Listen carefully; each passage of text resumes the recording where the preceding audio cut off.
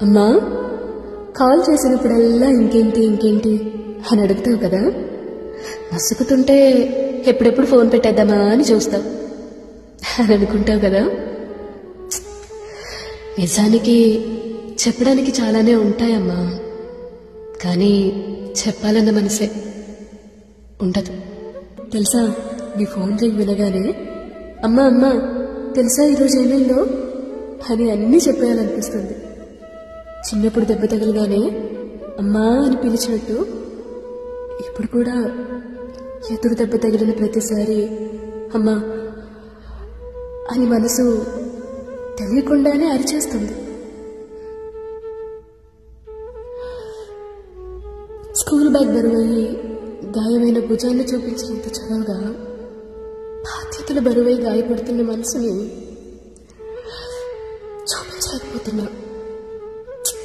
ఏం చేస్తాం, కన్నీళ్లు దర్జాగా బయటపెట్టే వయసు కాకపోయింది. కష్టాన్ని మౌనం బద్దలుగొట్టి చెప్పే మనసు లేకపోయింది.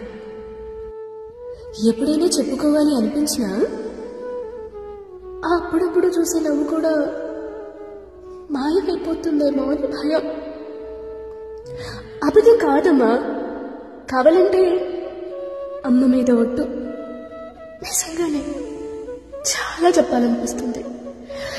కానీ నువ్వు నన్ను మోసుకుంటూ తిరిగే వయసు నుండి నేను నిన్ను చూసుకుంటూ ఎదగాల్సిన వయసు వచ్చింది.